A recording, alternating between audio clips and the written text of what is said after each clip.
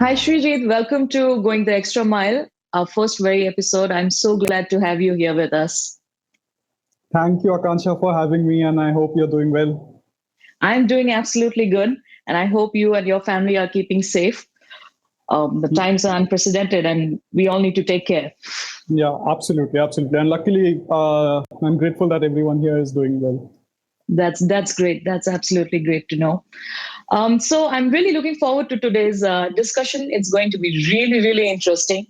But with all your interesting background, you being a photographer, an award-winning one, and a musician, and most importantly, a consultant.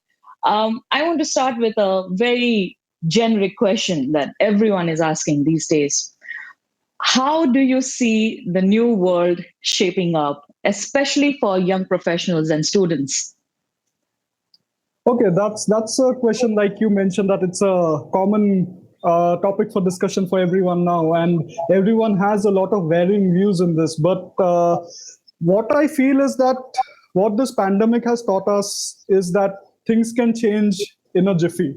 So earlier, like I would remember around a year back, I used to think that okay, climate change is happening or some kind of a resource exhaustion is happening, but it won't affect us in our lifetimes. But what this pandemic has showed that it can affect anyone at any point of time. So when I say that how the world will shape up or how things will change, I think there's going to be a greater focus towards sustainability in everything that we do, starting from the larger corporates to the individuals. I feel that sustainability is something that is going to change, and that is going to be an upcoming demand for everyone. And that is why I believe for the young professionals also, this has to be integrated into their mindset as we go forward. So sustainability in business models, sustainability in environmental extractions, sustainability in social realms. I think it's going to be a time where we focus on harmonious living, minimal living, with a with some economic sense, of course. So basically, I feel that if the younger professionals start integrating sustainability and associated practices in their mindsets, I think that is going to be one of the key things that is going to change, or that should change over as we move forward from this pandemic. Yeah, I totally agree with you. And, I absolutely love that you used a word that it has to be integrated in the mindsets because everyone is talking about all the new changes that we need to bring about, but no one is saying that we need to, sort of break it down to basics. And I say that we need to unlearn and then relearn, if I put it in a way. So that brings me to a question. Again, it is very generic, but a very important one is that there's a lot of hoo-ha around reskilling. But I want to ask from you, keeping in mind, all the things that you do, that how important is reskilling right now, especially keeping in mind that some of the most unconventional career paths, which were considered unconventional up until a time ago, have come into mainstream. To put it in a way, that things that were just waved off as talent, say music or say photography, are slowly coming into mainstream and have been sort of given a head start or pushed more by this pandemic. We are seeing so many examples where professionals who had no time going to office, leaving at 7 o'clock in the morning, coming back at 10 at night. Now they are vloggers, they have time, they're sitting at home. So they started cooking or they're selling food. They are vloggers full time. The biggest vlogger in India is an engineer from IIT and then a pilot and then now a vlogger. So what I want to know is how important is reskilling, especially keeping in mind when things that are considered to be only talent or something that you're God gifted are coming into mainstream. Okay, so I think I would like to bifurcate the two. In terms of reskilling, there is one thing is that if you stick to your regular 9 to 5 job and the kind of professions which have been considered as the traditional professions that people should do because they get a paycheck at the end of the month, There the reskilling element has to be a little different. There I feel that reskilling would focus on how to digitize everything that you're doing. So it could be a digitization of your networking capabilities, it could be digitization of how you reach out to clients. Your whole approach of reskilling will be very different in a environment where you are doing a 9 to 5 job for a monthly paycheck, and that is good for people like me who are a little risk averse. But when you talk about hobbies becoming mainstream professions, there I would like to say that it's completely again on your risk and return continuum. The risk is a lot out there, the returns are going to be a lot as well if you do it properly. So the kind of reskilling out there or the reimagination that you see is that when you look at hobbyist photographers, traditionally the approach was that you enjoy things and you do it because you're enjoying things. But now when you want to get into such hobbies as a profession, it has to be more than just enjoying things. You have to get into it like from the core, and I think that's a very important thing that's going to change over the times to come. The passion, the dedication, and the ways in which you can differentiate your content, or the ways in which, so whenever you do a hobby, you are creating some kind of a content, whether it be cooking, whether it be photography, whether it be music. So how is your content unique, and how does it actually differentiate yourself from the rest? That is where the reimagination of content will happen. Whereas in the 9 to 5 profession, I believe that reskilling is going to play a very important role. So just my 2 cents around this topic. Yeah. Spoken like a true consultant. So, I mean, no, but I absolutely agree with you. You know, there has to be some kind of learning, even if you are going the, you know, quote unquote unconventional way. You have to keep reinventing yourselves. And talking about reinventing, I think that there has been a lot of reinventing in your life too. So, I want to know from you, as the topic is going the extra mile, and you have gone and you do go extra mile, sometimes literally.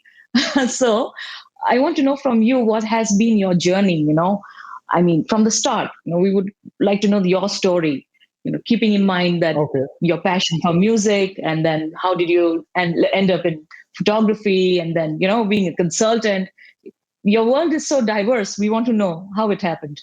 So thanks for this question on my journey, because the thing is, you have the knowledge that I'm doing a lot of other things also. But for most of the people, I'm a consultant, and for the last 8 years, I have been in the corporate space. I have been a consultant. But in my journey, I would like to say that I never had the guts to take the unconventional route.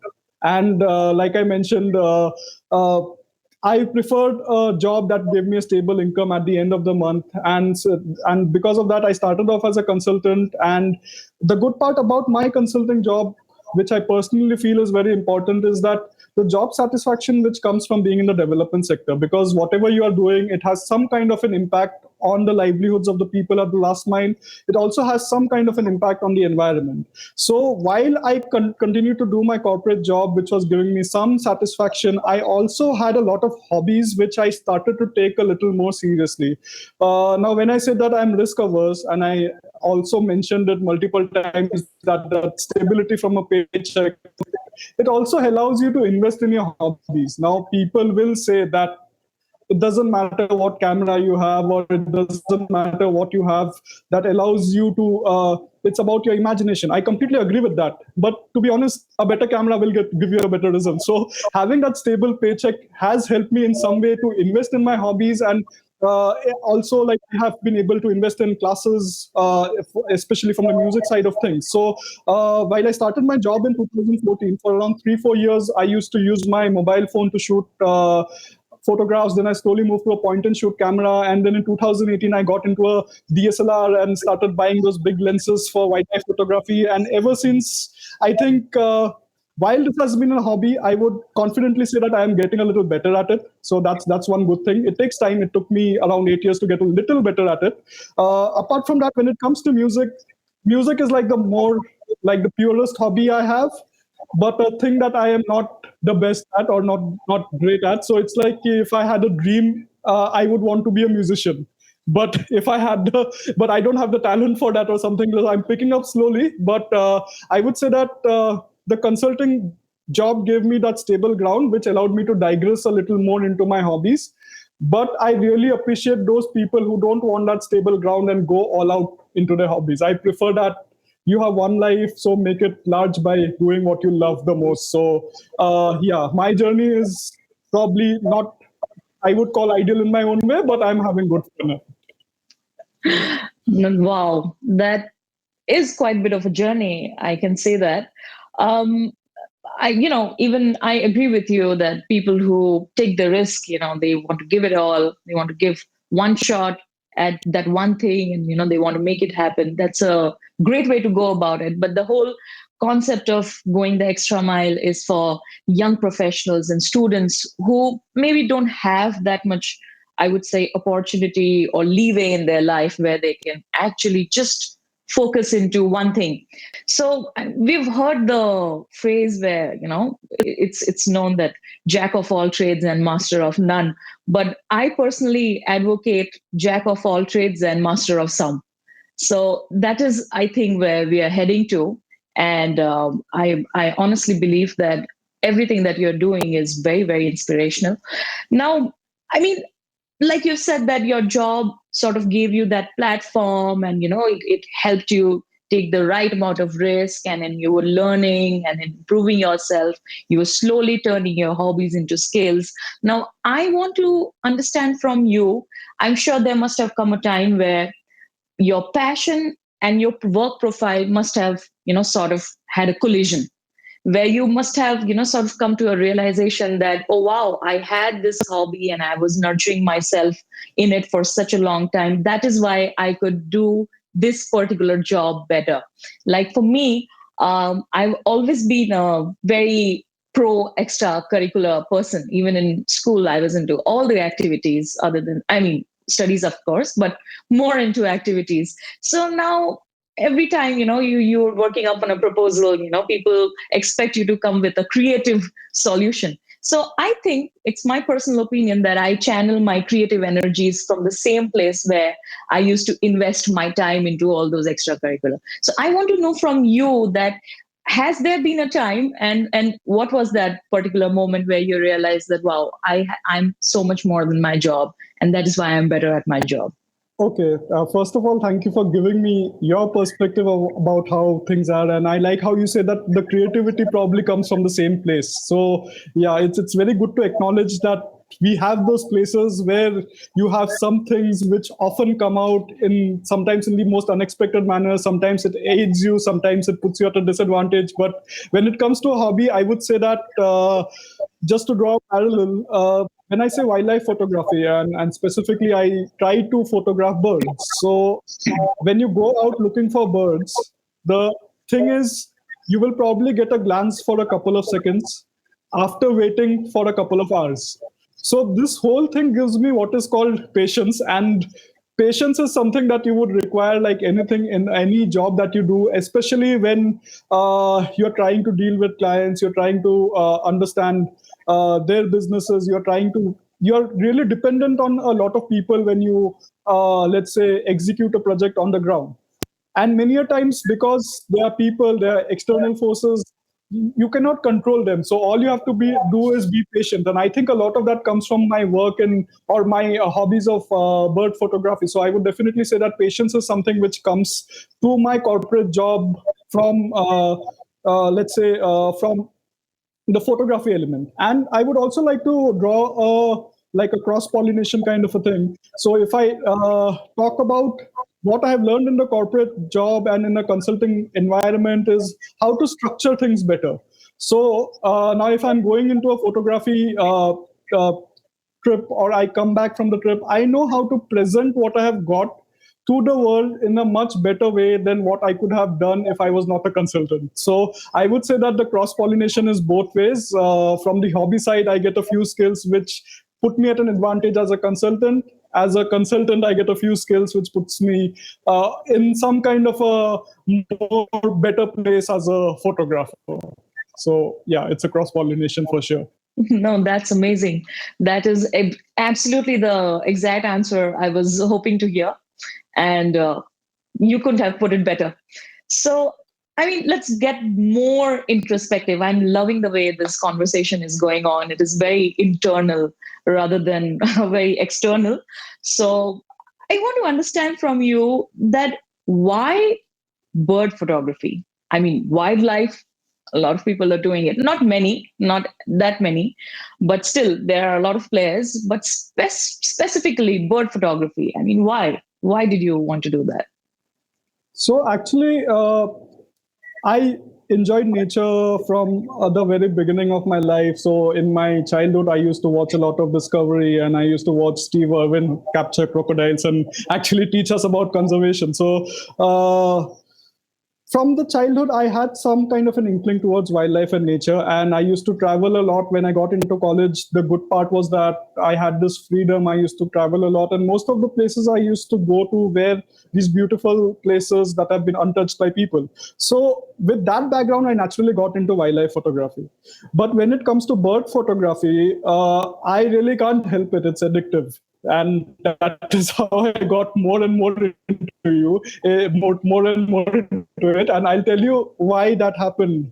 So basically, like I mentioned, it's always good to have a challenge when you do things, and it's always also good to relax and take things down. But when you have a challenge, it makes things for a few people interesting. So I am putting up a very controversial thing here, because most people, photographers, will say that photography is not supposed to be a competition or things like that. But I'm not competing with others. I'm just taking it as a challenge. And when it comes to bird photography, like I mentioned, patience is a key thing that it drives to you, and you have to wait for hours to find a specific bird. So normally when you look at bird photographers, they go to specific places with 5 or 6 target birds. So when you have target birds, the whole atmosphere is like, okay, I'm going to spend 5 days here. There might be 300 birds in that locality, but I'm just going to look for 5 or 6. And that gives that adrenaline rush to the whole experience of bird photography, which makes it addictive. So I went first time, I did not find, let's say, 4 out of the 5 birds. So I'll have to go back because that is my target and I have to get it done. So like unlike wildlife photography, where like the common wildlife photography, like you will see a lot of people go to Africa nowadays, get photographs of lions, and there you will see a lot of people going tiger photography. I personally feel that birds has been a lot more exciting, specifically because you have birds that are, like, say, 2 centimeters large or 2 or 3 centimeters large to really big eagles, and spotting the smaller ones are so much more challenging, so much more exciting. The colors are so, it's just amazing. It's just something that people normally miss out on. So that also gives me an additional push that, okay, I need to preserve these things and also show it to people so that they also appreciate how beautiful this world of birds is. So that is why I would say I have been a little biased towards bird photography. But I would like to conclude by saying that I started off with wildlife and landscapes. Landscapes is just another game, and that is another thing that I love. Yeah. Amazing. I know personally that you have vast knowledge of birds in general. So I'm sure you must have spent a lot of time studying and reading and understanding different species, because it's a whole lot of dictionary out of there, and it takes a lot of time. So I'm sure you have spent a lot of time doing that too. So yeah, so I would like to say that reading has never been something that has driven me. Again, it's a controversial statement, because people normally say that reading is one of the best hobbies. It helps you cultivate a lot of things. In terms of knowledge about birds, so I don't really think that for me personally, reading has worked. It's basically, I have learned a lot from social media groups, and like I mentioned, I'm just a hobbyist, but there are so many groups on social media nowadays that are actually talking about real issues about conservation, and also about just sharing good moments from their trip of being a bird photographer or a person who's been associated with nature. So when I hear these people speak, when I hear what they post, when I look at their posts, when I see what they are doing, that is where I learn a lot more from.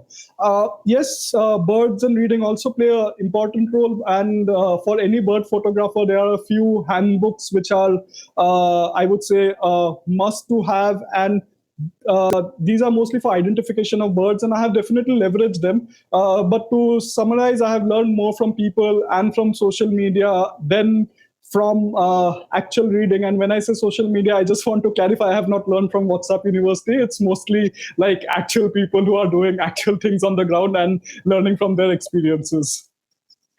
So, since you did a very valid clarification, quickly can you tell us who are some of the idols in bird photography? Yeah, when it comes to bird photographies, who are my idols or who I have learned a lot from, the first name that will come to my mind is, of course, my uncle, Sugata Goswami, who has actually introduced me to bird photography. I would like to say that he is the second type that I mentioned. Like, I was looking for I'm the less of a risk taker. He's the risk taker. He has his own restaurants in Guwahati. He's done a lot of hobbies. He's into bird photography. Earlier, he was a musician. He's also getting into cycling now, and he just gets into the hobby with all the passion that is there. And I would say one of my biggest inspirations has been him in the bird photography realm. Apart from them, I like a lot of people from Guwahati and Assam who are doing astounding work in bird photography but are not very famous. On social media profiles, if I really appreciate one photographer, he goes by the Instagram profile of Shahjang. Wow, that's amazing. I mean, I'm sure your uncle has been a great inspiration for you and a mentor. And, whenever I speak to young professionals and students alike about exactly going the extra mile, I always tell them that it is very important to have a mentor who can, guide you at every step. I'm sure that a lot of people know about it, but I want to bring it to our audience that you were one of the winners of 2021 Sony World Photography features, and just tell us about that story. I mean, how that happened. I really want to know from you. Okay. Again, thank you for asking stuff that I would like the world to know, and I just the miracle that we are connecting on that level, and you are asking things that I have been thinking about writing about. So yeah, I would say that I was grateful for getting an award like that. So this award was open in 2020 when our pandemic year, and one of the criteria they had for the submissions was that your photograph should have been taken in the year 2020. So for me, normally in a normal year, I would at least go out once in 2 months, if not once in 1 month. And it was completely different in 2020. I was sitting inside all the time. On the 25th of December, one of my friends had come from Delhi and I had to show him around Assam. So I took him to a wildlife sanctuary called Pobitara National Park, which is just here near Guwahati. It's just around 40-45 minutes from there. And when I was in that park, just because my friend had suddenly come from Delhi, I reached the park, and there, just before sunset, there was a beautiful wild buffalo that was coming in, walking from a water pond, and just it stopped in front of our vehicle. And again, it was like, because when you go with your friends, it's this is again going to be controversial, but it's almost becomes like a joke instead of a serious photography trip. So we were just having fun and all, and we didn't get a lot of sightings because obviously when you are speaking and you tend to be with your friends after a long time, you tend to be a little loud, and that obviously is not the best setting for wildlife photography. But this guy just came and stood in front of our vehicle for a few minutes, and I shot the photograph. And to be very honest, I came back home. I was trying to submit photographs for this competition, and I did not like this one. I was trying to upload other photographs, but there was a limit on the file size, and I could not upload the ones that I wanted to. This one somehow fit the file size criteria, and I uploaded it. And very grateful that I actually received an accolade for this award. And then now I understand why people like this photograph, because it's a little different. It's actually a very intense moment from the wild, staring straight into a water buffalo, which was just around, let's say, 10 feet from our vehicle. So I would say that it was unexpected, but that was the journey of this photograph, and it all started with a friend's surprise visit from me.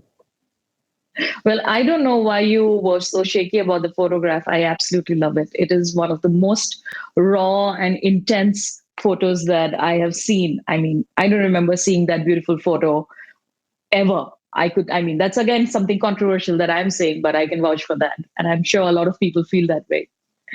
So now coming back to, I mean, I want to steer the discussion away again to a different direction. Coming back to your work sphere, since the discussion is getting very introspective, I want to know that again, you are a consultant, but in development sector. So, and I've not met a lot of people who, by first choice, I would say, land up in development sector.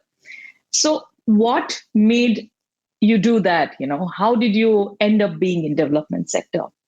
And then, along with that, I want to understand that everything that you're doing in life is so different from the other.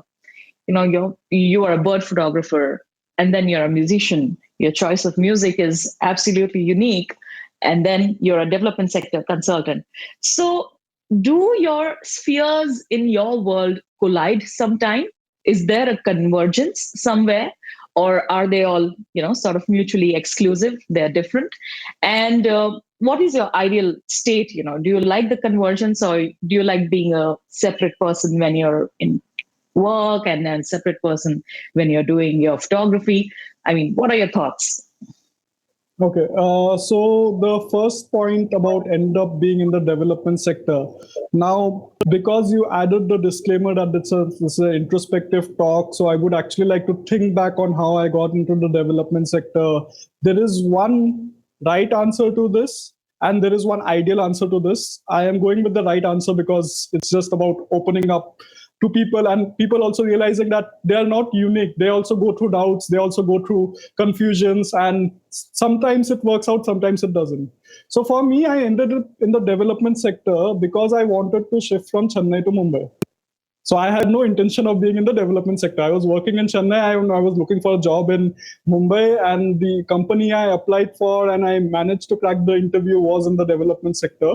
So that is how I coincidentally emerged into the sector. But ever since I got there in 2014, my love for the sector has grown massively. And I would just say that while it was an accident, it is definitely an accident that was meant to happen, because I feel so much in place. And I really hope that more people start considering this sector as a livelihood option rather than a mainstream kind of a vertical. Because this is like the first question where what we started off with, how will pandemic change things? This is one thing that will change. Everyone will start, at least hopefully, start looking at more at development for everyone and not just for themselves.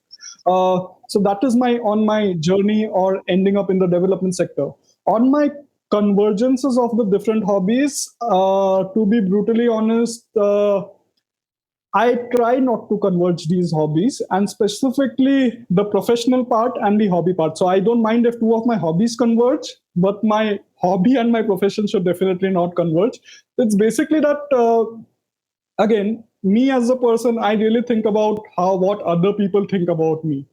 And it's a bad habit. It's not something that should happen, but I'm very conscious about how people might perceive something.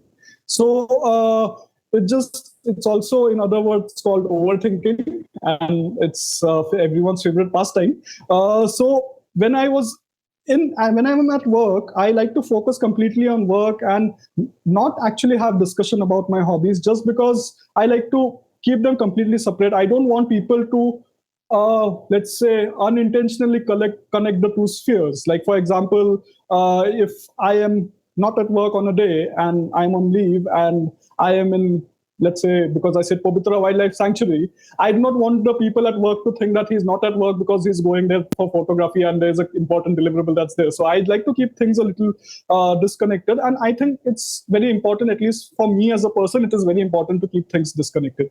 In terms of other convergence between hobbies, music is audio, photography is visuals. Audio and visual always go together. So I would say that there I would like to definitely see some kind of a project where I'm better able to connect what I am capturing from the field with the kind of music that I am developing. Or creating. Developing becomes such a non-creative word, but yeah. So music and audio, I see some convergence, and with the professional life, I would always like to keep it a little different. Just to give you an example, I once posted a photo of a few birds on my LinkedIn. and people started questioning me, this is not for LinkedIn. So I think that's the expectation of people also, that you should not try to converge two very distinct, let's say, professions, or professions and hobbies. Yeah, very two distinct spheres of life. Well, physically, I'm sure they are not converging, as you say, but internally, as we've already discussed, you're drawing a lot of inspiration from different spheres, and that is what is making you put your best effort in whatever you do. So, I mean, that's a great achievement, if you ask me personally. So, I mean, now, Thank you. I want to ask, since we've discussed so much about so many things that you're doing, and at the same time, you're giving your best effort, you're winning awards, you're doing good at your job and everything. I want to share a small story and then I'll ask the question. Um, I had joined a big conglomerate, and while we were going through the training, they were actually showing us our career path. I mean, how it would look if we continue with that organization. It was divided into, I would say, two sort of paths. One was the generalists, which were we, and there was a long path. You become this, you become a trainee, and then executive. This, and then there was another small path branching out, not many steps, and those were the specialists. After trainee, there would probably be an executive. After trainee, there'll probably be an executive and then a manager. I'm just giving an example. And then they were the specialists. That's it. While we were growing up, we come from a generation where everyone told us that you have to be a specialist, you have to do something perfectly, you have to gain all the knowledge that you can in that particular field. But now I feel that the world is slowly moving towards generalists, where you see people who know, as I said, jack of all trades and master of some. You see a lot of good people who are doing a lot of good things, knowing a lot of things about, again, a lot of topics around them, and they're pretty good at it, just like yourself. So, do you think it is true that we are slowly moving towards more and more generalistic uh, ideas and thought processes, and the fact that you have to be a specialist, that thought process is slowly going away? Thank you. That's a very interesting question, and I am sure that we'll have multiple perspectives on this. In terms of, yes, I see a movement of people towards becoming more of a generalist than a specialist. But my question to this whole thing is, and basically my perspective summarized in one line is, do you think a generalist could have made the COVID-19 vaccine? So you can have generalists, that's fine. But those specialists is the one that is going to make a difference in the lives of people in the long run. So what I personally believe is that when you're starting off your career, it's good to be a generalist, look at different things, see what you're most interested in, and develop those basic skills which are required for all professions. So and that is something that consultant does a lot. So when I spoke about structuring a while back, when I spoke about okay, I didn't speak about it, but about let's say client engagement, talking to people, those are some general skills that you would require even if you are a specialist. And my point is that while the beginning of the career is a very good place to be in a generalist realm, as you progress, you have to specialize, and you should definitely try to specialize. Because see, like even if you're a master of some, that's good. That is also some kind of specialization, I would say. But there are some people, like if I had to take some examples from our own life, and because I come from I know a little bit about music. If I, let's say, Joe Satriani, he's a guitarist. Now, if he had to be a generalist, he would have never been or given the world what he wanted to give. So I believe you can start off as a generalist, but in the long run, owning a subject, innovating in that subject can only come from a specialist. No, that's a great perspective. That's a great perspective. Absolutely, it's true, and I'm sure all the young professionals, especially students who are, because things have become so easy now. Everything is just one click away. You want to be an actor, you just have to open your phone. You don't have to move to Mumbai anymore. So, I mean, students who are, sort of thinking that, I can do this and I can do that, and it's coming very easy, or young professionals who are sort of deciding on what to do, this thing that you've just said right now, you've put in so many words, it will definitely come to use. So that's a great answer. Congratulations on that. So now coming towards the end of our discussion, I mean, the last thing that I want to know from you, our topic is going the extra mile. And you have been, as I said, going extra miles to do all the things that you love other than just your career, just your job. So I want you to tell our audience who are trying to sort of, do it all just like you, that what are your tips? What do you want to tell them? What should be their takeaway from this entire discussion? I would like to talk about my journey, and I'll speak about a few things that have helped me. And the first thing that is what you had also rightly mentioned, the right mentor. Nothing like having a right mentor. Find that right mentor and see if you can keep getting feedback from this mentor. You can. So it's basically someone who inspires you, and that inspiration is very important, and it often can come from a mentor. The second thing is that you need to have a good set of friends who give you the honest feedback. Uh, Nowadays, I don't know, maybe because we have become so connected and everyone is very well, likes to be in everyone's good books. Good feedback or honest feedback is very difficult nowadays. And if you take something to the outside world, 99% people who will speak to will say that, wow, they love your product. Just because they have to be good to you. Behind the backs, whatever happens is a different matter. But I believe that this good feedback is something which is important, and you need to have a few friends who are also pursuing the same hobbies, who can give you the best possible feedback, and also teach you about your experience, about their experience, about how they have gotten to the last extra mile, or they have been able to walk the extra mile. um, Thirdly, one thing which has impacted me a lot in my journey of photography or music is self doubt. And why I'm talking about self doubt here is because many a times people think that it's only unique to them, and they believe that my work is not good, others' works are a lot better, and that is why I'm not cut out for this thing. So somehow you have to understand how to let go of the self doubt. And this is something a friend once told me, and I really value it, that once you create something, try to look at it in a way after you have dissociated from that creation. It is no longer yours. Just see it from that perspective and see how beautiful it is. So I would say that everyone has their own mechanisms of coping with self doubt, and I think not coping, sorry, coping with self doubt, and I think that is a very important thing to internalize as you get more serious about hobbies and passions.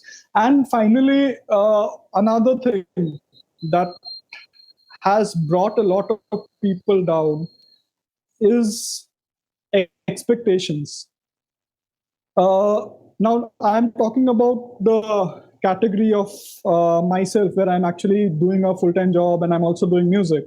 In this thing, or music or photography, in this aspect, it is very important to look at music and photography as a thing that gives you the freedom, gives you the space, and gives you the happiness. But if you align expectations to these hobbies, it's going to put you in a little bit of sadness. At least it did to me sometimes. Like if you post a photograph and you need, or you want what, 1,000 likes on it, and you get 10 likes on it, and then you are sad about the whole thing.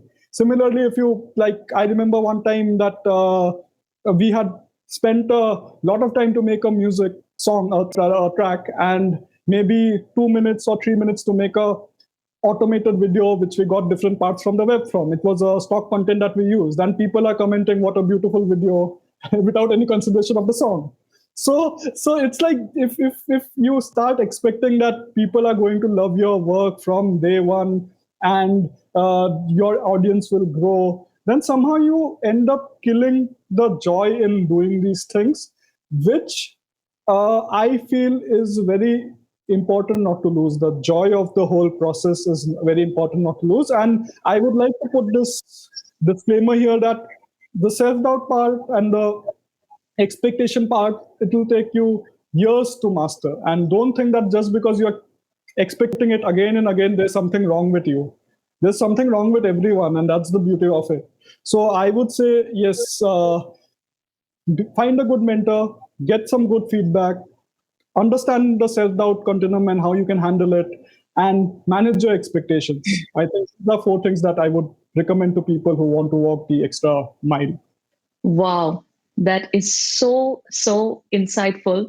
Srijit, I want to thank you so much for doing this with us. I mean, this entire discussion was so introspective. It made me introspect as well. I was constantly thinking that these are the things I do, these are the things that I need to do better. I'm learning from you while we are having this discussion here. And the best thing, which I feel that this entire discussion was really raw, you were not giving us any ideal answers, which I'm really, really glad about.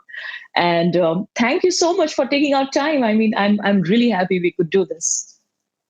Thank you so much, Akanksha, for having me. And for anyone who views this video and they feel that I'm saying that, okay, like one of the points that I made is that when you get money, you can invest in your hobbies and you'll get better results. Ignore all of that if you are very sensitive. It's just, I'm just talking about my personal experiences. And nowadays, it's very important to put this disclaimer that I personally feel rather than saying that it is this way. So all that I said in this conversation is what I personally feel. Don't haunt me for this. So yeah, so No, that was totally, the totally. yeah. Absolutely. See, one single shoe doesn't fit all. So we all Exactly. know that, but still, your journey is very inspirational. And I'm sure that a lot of people who are watching this are going to they are taking down notes. There are a lot of takeaways here. And I, I absolutely loved it. And thank you so much for doing this. Thank you. Thank you. Thank you. Thank you, Akansha, and all the best.